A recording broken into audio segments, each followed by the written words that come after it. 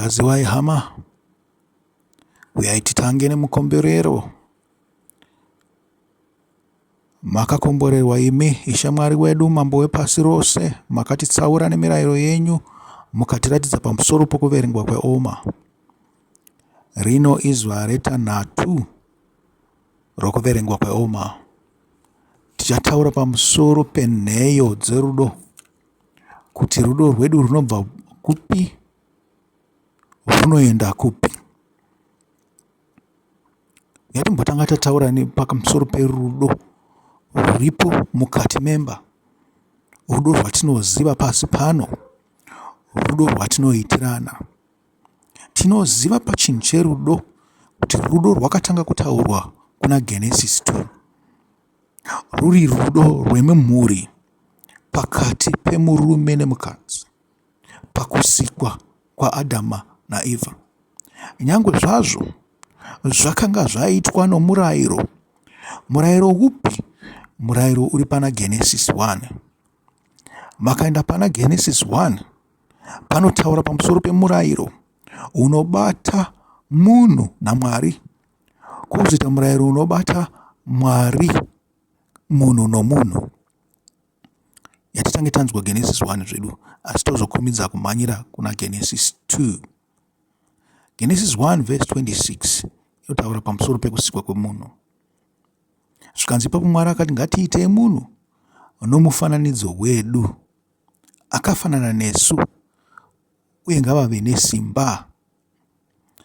Verse 27, saka Mwari akasika munhu nomufananidzo wake, akamusika nomufananidzo waMwari, akavasika murume nomukadzi. Mwari akavaropafadza akati kwavari, berekanai muwande, zadzai nyika, uye mubate ushe pamusoro payo, muve nesimba pamusoro pezvose. Amen. Ndio ukama huripo. Vose vakaropafadzwa naMwari, wakavablesa kuti vawande. Akaita kuti vakadzi vawande navarume vawande. Zvikanzi muchazadza nyika. Amen. Zvose zvakazviitika mumashure zvavahistory. Asi tinoonawo kubatanidzwa kwomurume nemukadzi muna Genesisi 1, Genesisi 2 watanga tichatongotaura. Kubva pavhesi 18 kusvika pavhesi 25. Ichitaura ichiti iyo, Jehovha Mwari akati, hazvina kunaka kuti munhu agare ari oga. Amen. Zvichireva kuti munhu akanga achifila lonely. Zvikanzi ndichamuitira mubatsiri akamukwanira. Amen. Mubatsiri ari kutaurwa zviri kunzi munhu anongomubatsira. Mwari aikwanisa kumupa anything chaikwanisa kumubatsira, anything chaikwanisa kutaura nacho, asi zvinonzi akati anoda kumuitira munhu akafanana naye. Nati zvinonzi nekuti sikunzwa pana Genesisi 1 verse 26 and 27. Verse 19, zvino Jehovha Mwari akanga aumba kubva muvhu mhuka dzose dzesango neshiri dzose dzedenga, akazviuyisa kumunhu kuti aone kuti achazvitumidza mazita api, uye chisikwa chipenyu chimwe nechimwe sezvachakatumidzwa nomunhu ndorakava zita racho. Amen. Kana tichiti mubatsiri, mbongoro dzinobatsira, madhongi anobatsira, mombe dzinobatsira, ngamera dzinobatsira, mbudzi dzinobatsira, imbwa dzinobatsira. Zvose izvi zvakava nomukama nemunhu zvakava mubatsiri wake. Zvikanzi saka munhu akamutumidza mazita kuzvipfuwo zvose nokushiri dzose dzedenga nemhuka dzose dzesango. Asi kuna Adhamu kwakanga kusina kuwanikwa mubatsiri akamukwanira akaita saye. Ndozvatinofanirwa kutora inzwi rekuti akamukwanirayi. Saka Jehovha Mwari akaita kuti munhu avate hope huru, uye paakanga achakavata akatora rumwe rumbabvu rwomunhu akavhara nenyama nzvimbo yaakarubvisa. Ipapo Jehovha Mwari akaita mukadzi kubva parumbabvu rwaakanga abvisa pamunhu, uye akamuisa kumurume. Murume akati, zvino uyu ibvupa ramabvupa angu nenyama yenyama yangu, achanzi mukadzi nokuti akatorwa kubva pamurume. Amen. Mwari akambenge atanga aunza zvipfuyo nemhuka kuna Adhamu. Zvino apa takunzwa kunzi akaunza mukadzi kune murume. Asi murume paakamutarisa akaona kuti akasiyana nezvimwe zvinhu zvose zvakanga zvaunzwa naMwari kwaari. Akati, uyu iri ibvupa rangu iri, nekuti akabva pandiri. Saka ibvupa ramapfupa angu nenyama yenyama yangu. Zvikanzi achanzi mukadzi. Ndizvo zvakataura Adhamu. Isusu kana takuturikira tinoti mukadzi. Asi murume ainzi man. Saka mukadzi akanzi chi? Woman. And varume vanongonzi men, vakadzi vakawanda women. Muri kubanzwa? Women haina kunaka, mukadzi akanaka. Muri kunzwa ka? Nokuti akatorwa kubva pamurume. Akatorwa kubva pamurume. Nokuda kwechikonzero ichi murume achasiya baba namai vake agononamatira kumukadzi wake, uye vachava nyama imwe. Murume nomukadzi wake vakanga vasina kusimira vose, uye havana kutongonyara. Amen. Zvikanzi achanamatira kumukadzi wake. Zvichireva kuti panofanirwa kunge pano kunzwisisana. Savava nyama imwe chete, mufungiro wavo unofanirwa kunge uri mumwe chete. Mwari akaisa murume pamusoro pemukadzi mushure mekutadza, mukadzi akamuderedza. Zvichireva kuti nyange mukadzi achifunga sei, ane pfungwa dzakawanda, ari nyanzvi pakufunga, zvinhu zvose zvaanouya nazvo zvingabatsire mhuri, anofanirwa kutanga aisa kumurume wake. Baba kana vanzwa point, saka zviri kumukadzi kuti akwanise kukonvinza murume wake kuti point yandauya nayo yakanaka. Zvichireva kuti matauriro ake anofanirwa kunge akanaka. Anofanirwa kunge achitaura zvizere, asingavanze zvimwe zvinhu.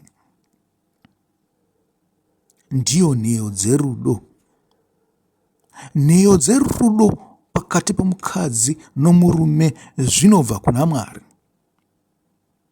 Nekuti akavasika akapa murayiro kumurume handi. Naizvozvo murayiro wakapiwa murume wakavawo womukadziwo, nekuti vakanga vave nyama imwe chete. Zvino rudo rwose runoitika pakati pemukadzi nemurume runofanirwa kunge ruri pasi pemirayiro yaMwari.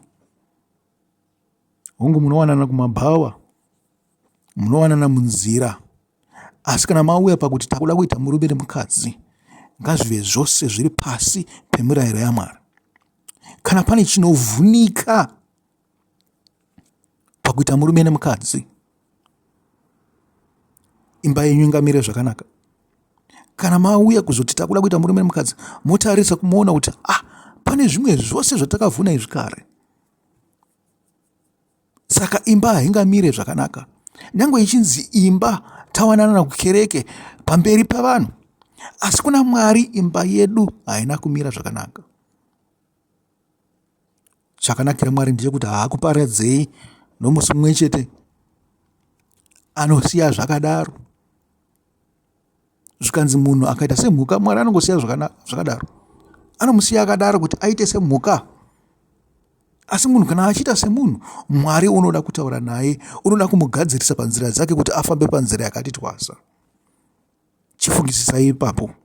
Kana murawo uchifanirwa kukudzwa pakati peunion, kana kuti kubatana kwomukadzi nomurume, zvino kana Mwari akabvisa murawo, ichiri union iri pasi paMwari.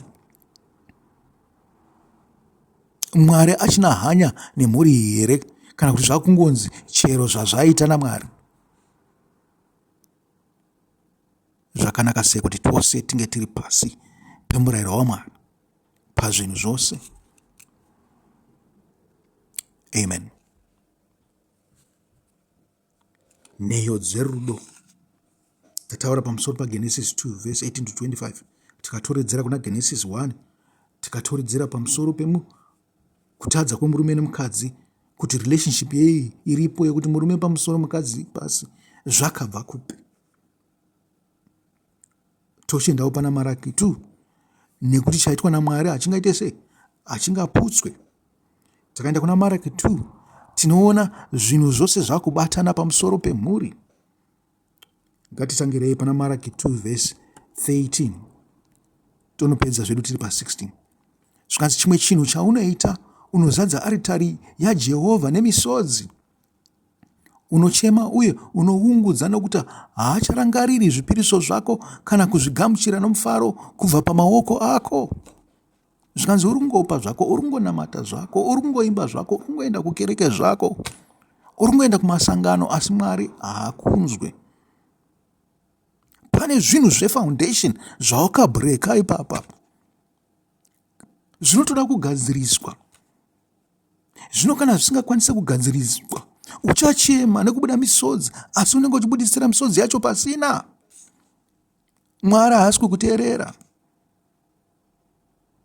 Wakabhureka mafoundations ekuwanana kwomurume nemukadzi. Inzwa izvi, handina kuti kana imimi makanga muri maborangoma makawanana, hamungatadze kuwirirana, hamungatadze kuva nemufaro mumba menyu, mukatoenda kukereke makayemurwa naMwari, ndakuti naMwari, navanhu. Handisi kuti hazvikwanisi kuvapo izvozvo, zvinhu zvenyu zvichingofamba zvakanaka. Asi nedzimwe nguva dzatinoti zvinhu zvedu zviri kufamba nokuti tiri muna Mwari, zvinenge zvisiri izvo. Tinenge takarasika kare, nekuti munoziva vanhu vose vasina Mwari vakangobudirira, vanongoita kunge vane mufaro kupfuura vanhu chaivo vanoda Mwari. Vanhu vaMwari varombo. Muri kuzvinzwa? Varombo. Nokuti nyika inomanikidza. Inomanikidza uyo ari pasi pemurayiro waMwari, uyo anoda murayiro waMwari. Pane zvimwe zvinhu zvaasingagone kuita, pane zvimwe zvinhu zvaanogona kuita. Asi akaita sevenyika, uchagonziwa siyana nevenyika pakuti chii? Ava wenyika ka. Yatidzwe verse 14 yatiri kuda kuverenga neverse 15 kusvikira pai tati 13 to 16. Unobvunza uchiti seiko?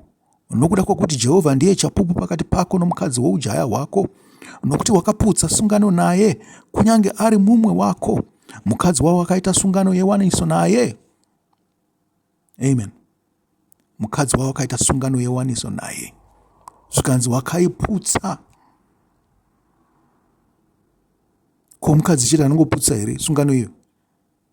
Kana murume chete? Sungano iyo inokwanisa kutoputswa nyangwe navana. Vanokwanisa kuputsa sungano iri pakati pako nemukadzi wako, kana mhuri iyoyo yakasagara pasi pemurayiro waMwari. Saka Mwari ari kuti chiko? Wakabva pamurayiro wangu, wakaita zvaunoda. Tarira, imba yako haisina kumira zvakanaka. Imba yako yava desolate. Ini ndakabva paunion yako nemukadzi wako, handichinei nemhuri yako. Saka muchizoona Makristu akutozoenda kun'anga, akunoromba, akunoita zvimwe zvinhu zvose izvi, akunotsvaga zvekutsigisa musha nezvimwe zvinhu zvose zvakadaro. Vakunotsvaga mupfuwira, vakunotsvaga humwe uroyi hwokubata meso murume kana mukadzi, nokuti Mwari hapo paimba iyoyo. Mwari munenge mambosindika kusaidi. Munenge muchinyekera zvenyu vanhu kuti aiwa imba yedu inofamba, asi Mwari makasindika kusaidi kare kare. Sungano yewaniso iri pasi pemurayiro waMwari, musabve ipapo. Verse 15, Jehovha haana kuvaita mumwe here? Panyama nomweya ndevake. Panyama nomweya. Mwari anotsvaga chii? Vanomunamata mumweya nomuzvokwadi. Handi? John 4. Muri kubanzwa kapa? Pamweya, pasi pemurayiro yaMwari. Panyama, mukadzi akabva pane murume, uyezve mwana akabva pane mukadzi. Kufara kwaIvha achiti ndabara mwana nesimba raMwari. Zvikanzi ndabara murume ndozvakanyanya kufarira. Zvikanzi ndabara munhurume, ini ndakabva pamunhurume, asi zvino munhurume azobva pai? Pandiri. Zvikanzi Jehovha haana kuvaita mumwe here? Panyama nomweya ndevake. Uye nemhaka yei mumwe? Nokuti aitsvaga rudzi rune umwari. Zvichireva kuti vana vavo vanofanirwa kunge vane umwari. Saka kana tikabva pane umwari isusu sababa namai, tinokanganisa vana. Saka zvichenjerere pamweya wako, uye usaputsa sungano nomukadzi woujaya hwako, nokuti ndinovenga kurambana, ndizvo zvinotaura Jehovha Mwari waIsraeri, uye ndinovenga murume anofukidza nguo yake nomukadzi nokumanikidza, ndizvo zvinotaura Jehovha Wamasimba Ose. Saka zvichenjerere pamweya uye usaputsa chitenderano. Amen. Mazviona kuti once wangomuvha kubva panhingikiri pasungano ine murau waMwari, maakuita violence, kana maakupfuirana, kana maikuita zvokubatirana mishonga, yatoo violence iyoyo. Imba yenyu haina kumira nokuda kwaMwari, yakamira nokuda kwezvimwe zvinhu. Sei muchidaro? Nekuti dai musina kudaro mungadai makapesana. Saka munosimbisa imba yenyu, kwete kubva vavengi vekunze chete, asi pakuvengana pakati penyu, kuti mufuratidzane, musanhingikira, musaone kuti mumwe wako asaone kutadza kwako kana kuipa kwako. Muri kuzvinzwa izvo? Yatoo violence. Ndiyo violence iri kurambwa naMwari. Haingoitwa nemurume chete achirova mukadzi netsiva, kwete, asi violence inoitwawo namakona amunoshandisa mukati memba yenyu.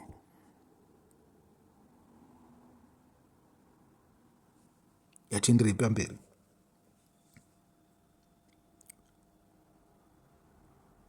Takabva ipapo pana Maraki, tinouyawo pana Ishe wedu Jesu Kristu, Mateo 19, achitsigira shoko rekuti handidi divorce. Makatarisa kutaurwa kwazvaitwa kuna Maraki. Mwari anoti handidi divorce. Maraki kuna Maraki anoti handidi divorce. Zvikanzi handidi vanhu vanoputsa sungano. Asi pakupesera anopesera kutaura nezvevana vanobva pane murume nemukadzi iye. Chinzwai zvinotaurwa naIshe wedu Jesu Kristu. Zvikanzi Jesu akati apedza kutaura zvinhu izvi, totangira kubva pana vhesi 1 kusvika pa15, akabva kuGarirea akaenda kudunhu reJudhea mhiri kwaJorodhani. Amen.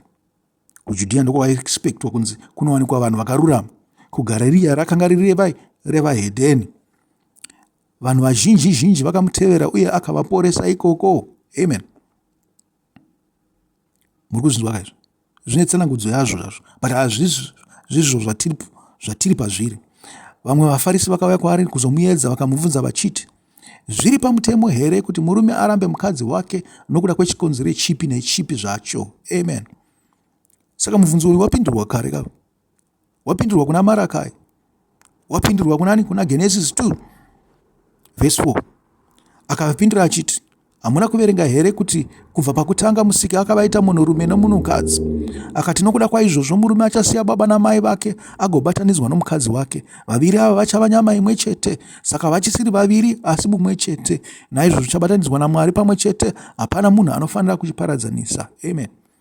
Kosei vanhu vachizoita vakadzi vakawanda, kana vakadzi vachizoita varume vakawanda? Uyu mubvunzo wandiri kutongoisawo pamberi penyu. Vakabvunzazve vachiti, sei Mozisi akarayira kuti murume ape mukadzi wake rugwaro rwokumuramba obva amuendesa? Jesu akapindura achiti, Mozisi akakubvumirai kuramba vakadzi venyu nokuda kwoukukutu hwemwoyo yenyu, asi zvainge zvisina kudaro kubva pakutanga. Ndinokuudzai kuti ani naani anoramba mukadzi wake kunze chete nokuda kwoupombwe, akazowana mumwe mukadzi atoita upombwe. Vadzidzi vake vakati kwaari, kana ari iwo mamiriro azvakaita pakati pomurume nomukadzi, zviri nani kusawana. Jesu akapindura akati kwavari, haasi wose anogamuchira shoko iri, asi kune avo chete vakaripiwa, nokuti kune ngomwa dzakaberekwa dzakadaro, dzimwe dziriko dzakaitwa navanhu, dzimwe dzakazviita ngomwa nokuda kwoumambo hwokudenga. Uye anogona kugamuchira shoko iri ngaarigamuchire. Amen. Chinzwai manje kubva pavhesi 13 kusvika pavhesi 15 tichipedzisa. Ipapo vana vaduku vakauyiswa kuna Jesu kuti aise maoko ake pamusoro pavo uye kuti avanyengeterere, asi vadzidzi vakatsiura vaya vakanga vauya navo. Jesu akati, regai vana vaduku vauye kwandiri, musavadzivisa, nokuti umambo hwokudenga ndohwavakadai. Akati aisa maoko ake pamusoro pavo, akabva ipapo. Amen. Ndinogara ndichitaura kuti inini hakuna umambo husina murayiro. Saka ari kunzi ari kudzivisa vana apa ndiani? Murume nomukadzi vasiri pasi pemurayiro waMwari. zvikanzi vari kudzivisa kuvapo kwevana veumambo hwokudenga. Murikuzvinzwa? Ava zvavafundi, siyanai nezveava vadzidzisi vakarambidza vana kuenda kuna Jesu Kristu.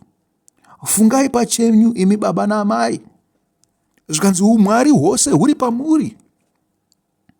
Ndimi vafundisi, ndimi mapasta, ndimi vaprofita, ndimi Mwari pachenyu kuvana venyu. Zvikanzi saka zvinotangira pamuri imi kuti vana varasike. Makavadzidzisa negwara rakanaka, vacharamba vachikuteererai. Uye zvavangateereri madzibaba namadzimai kana shamwari dzekumwe. Vanenge vachiziva chakanaka nechakaipa, nokuti vane murayiro waMwari. Uyezve mweya waMwari uri mavari. Mweya waMwari unosema zvinoitwa nevanhu vekunze, vanhu vasingatende kuna Mwari. Makakanganisika ipapo, mungwarire kuti mwana azosvika pakuinfluenswa nevanhu vepaNextDoor. Ndezvekuti mwana iye anga achigara achibvumidzwa kuenda kunoona zvinoitwa paNextDoor. Rangarirai kuti Mwari paakatipa murayiro, akatipa murayiro mitanhatu iye inoti: kudza baba vako namai vako, usauraye, usapombe, usareve nhema, usachivawo kwako. Wandasiya ndeupo? Pane wandasiya ipapa. Mirayiro yose iyo ine chekuita navanhu, inotiudza kuti tibatane nevepaNextDoor. Muri kuona extension yemurayiro. Zvino kana vepaNextDoor vasingazive Mwari, mwanakomana wako akwanisa sei kuenda kumba ikoko? Kana vasingazive Mwari, muringoti vatambe vose nekuti ndeve muraini rimwe chete. Muvakidzani hazi muvakidzani nekuti ane imba iri paNextDoor yakaganirwana nefenzi iri pakati, kwete. Hazi muvakidzani iye. Muvakidzani ndiye munhu anoziva Mwari.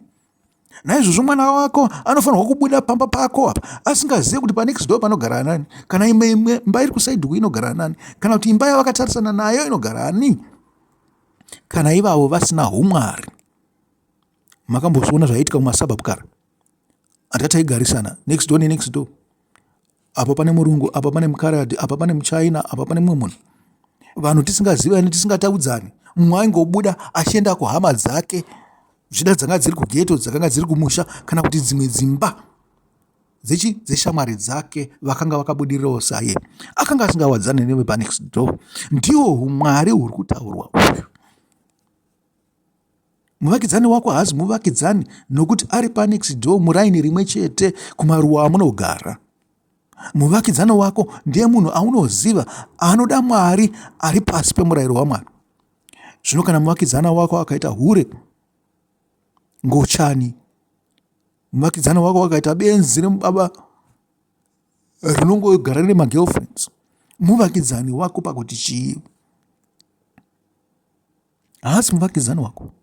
Tsvaga muvakidzani akataurwa naMwari ari pasi pemurayiro wako. Musadzivisa vana venyu. Musatangire ipapo kudzivisa vana venyu kuna Mwari. Vanozokura vasingazive Mwari, vasingade Mwari. Saka kubatana kwenyu kunotangira pakati pebhondi iripo pakati penyu pako nomudzimai wako. Inofanirwa kunge ino umwari. Tingaenda zvedu kuvaEfeso 5. Tinongoverenga chete. Takatangira pavhesi 22. Zvakutaurwa mukati memba yenyu kuti munenge makamira sei. Bhondi yenyu mukati memba yenyu savanhu vanotenda kuna Mwari, vanhu vari pasi pemurayiro waMwari. Zvikanzi vakadzi muzviise pasi pavarume venyu sezvamunoita kuna She, nokuti murume musoro womukadzi saKristu ari musoro wekereke, iwo muviri wake, iyo yaari muponesi wayo. Zvino sezvo kereke ichizviisa pasi paKristu, saizvozvo vakadzi vanofanira kuzviisa pasi pavarume vavo pazvinhu zvose. Varume, idai vakadzi venyu saKristu akada kereke uye akazvipa nokuda kwayo, kuti aiite tsvene, akaishambidza nokushambidza kwemvura neshoko, uye kuti aiuyise kwaari sekereke inobwinya, isina gwapa kana kunyana kana chipi zvacho chainopomerwa. Nenzira imwe cheteyo varume vanofanira kuda vakadzi vavo semiviri yavo chaiyo, uye anoda mukadzi wake anozvida iye pachake. Pane izvozvo zvose hakuna munhu angavenga muviri wake, asi anoupa zvokudya uye anouchengeta sezvinoita Kristu kukereke. Nokuti tiri nhengo dzomuviri wake. Nokuda kwaizvozvo murume achasiya baba namai vake uye asanganiswe nomukadzi, uye vaviri vachava nyama imwe chete. Ichi ndicho chakadzika, asi ndiri kutaura pamusoro paKristu nekereke. Kunyange zvakadaro, mumwe nomumwe wenyuwo anofanira kuda mukadzi wake sezvaanozvida iye, uye mukadzi anofanira kuremekedza murume wake. Amen. Panozotaurwawo pamusoro pevana. I think panext chapter panotaurwa pamusoro pevana, kuti vana vanofanira kunge vakaita sei, vana navabereki. Chapter 6. Vana, teererai vabereki venyu munashe, nokuti ndizvo zvakanaka.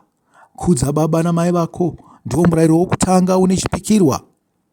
Murayiro wechishanu, kuti uitirwe zvakanaka uye kuti ugare upenyu hurefu panyika. Vana baba, regai kutsamwisa vana venyu, asi muvarere mukurovedza nokurayira kwashe. Amen. Kwashe upi? Kwaishe wedu Jesu Kristu, mwanakomana waMwari, Mesias Yeshua. Amen. Zvino kana zvanyangadzwa, tinobva pano tichienda kupi? Chinzwai Mwari zvaasingadire zvinhu izvi. Endai pana Ruka 17. Yatitangei nemwana. Kuna Zvirevo muchanzwa imi kuti kana ukasarova mwana wako neshamhu, unenge wamunyangadza. Zvikanzi if you spare the rod, you will spoil the child. Ndo chirungu chinenge chitaurwa. Mwana akafanirwa kukuteerera. Mwana nyangwe uchimuzvara akangogadzirwa nenzira yekuti anokuteerera. Chazokonzera kuti asakuteerera, pane chimwe chinhu chayaita zviri wrong ipapo mukati memba yenyu. Rudo haruna kukwana sematauriro atarwuita kune mamwe mavhesi esara. Pane mutemo waMwari usina kutevedzerwa. Hamusi kunyatsonzwanana nemwana mumba. Kana uchitaura mwana uchimutsiura, hausi kutaura namanzwi akanaka. Hamusi kumutaura nenzira yekuti anzwisise, akuteerere. Zvichida pakutaura kwako kupopota misi yose. Mukadzi kana murume, imi mukadzi nemurume kana muchitaura navana munofanirwa kudzorana. Zvichida kuri kuda kumudzidzisa maths kana English, English hana basa, uda kumudzidzisa maths kumba uku, wotanga kupopota uchirova mwana, zvinobvisa mwana pauri izvozvo. Muri kuzvinzwa? Edza kumutsanangurira nenzira yaanonzwisisa. Zvimwe zvinhu zvose izvo hazvina basa. Chikuru rudo. Urakidza rudo.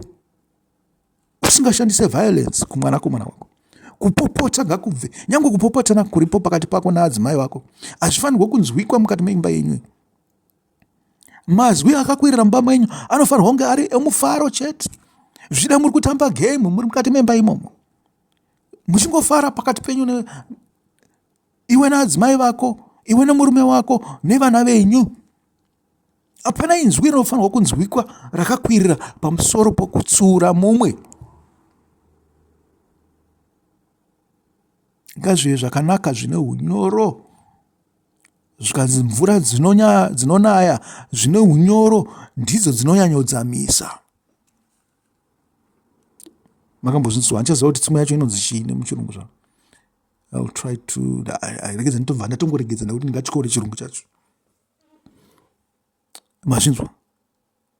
Mvura dzinonaya nounyoro ndidzo dzinodzika zvakadzama. Muri kupanzwa? Asi ngatichidzokerai pamhosva yenyu iya yandataura yokupopota. Shamhu inofanirwa kupuhwa mwana asingateerere chete, asingazviregereri kuitwa neukasha. Ngaanzwisise kuti zvaari kurehwa, anorohwa futi, voice rakadzika, asingatukwe, atsanangurirwa chii chake paapesana pacho. Dzimwe nguva mbomupa warning, first one, second one, kechitatu wakumurova neshamhu. Asi iwe ndiani achakurova neshamhu kana uri kutadzira mwana? Zvakanakira ndezvekuti tose tina madzibaba, kwete baba vedu vakatizvara. Indi ndakura kudai ndakatosiyana navo kai. Ndozvikutaurwa nemurayiro kawo Mwari. zvikanzi uchasiya baba wako namai vako kuti ugona kuita nyama imwe chete nomukadzi wako. Saka baba vangu inini namai vangu havachinei nekuita neimba yangu iyi. Ini ndava baba weimba iyoyo. Asi kuna baba variko nokusingapere variko kumusoro. Ndivo vanotirova, ndo vari kutaurwa pana Ruka 17 verse 1 and 2. Inzwai kuti zvinonzi kudii. Jesu akati kuvadzidzi vake, zvinoita kuti vanhu vatadze, zvinototi zviuye. Asi ane nhamo munhu uyo anouya nazvo. Amen.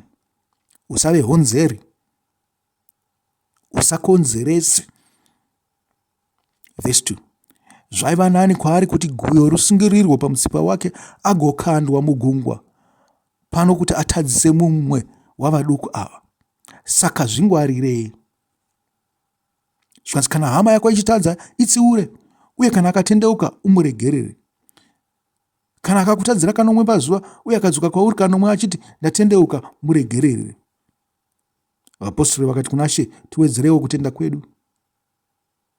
Amen. Zviri kutaurwa zvazvo pamusoro pevakuru, asi zvinonzi umambo hwokudenga hune vakaita sevana. Zvino vana tisiwo navo kugare mudzimba. Muri kuzvinzwa? Naye vavo tofanirwa kuubata nehunyoro, tichiregerera, tichivarakidza nzira chaiyo vanofanirwa kufamba. Mwana anoteerera ndiye anoti anenge arayirwa osiya chinhu, akarayirwa oregera kuita musikanzwa. Vana havangabvumidzwi kuita matantrums mukati memba. Ongu vangatsamwe zvavo asingapava nekuteererana. Uyezve tinofanirwa kungwarira kuti pasave nemainfluences akaita samaTV nezvimwe zvinhu zvingakonzere kuti ukama hwedu navana hukanganisike. Asi ngwarirai nyaya yeguyo, kuti makakonzera kuti mwana atadze, muchasungirirwa guyo nokukandirwa mugungwa.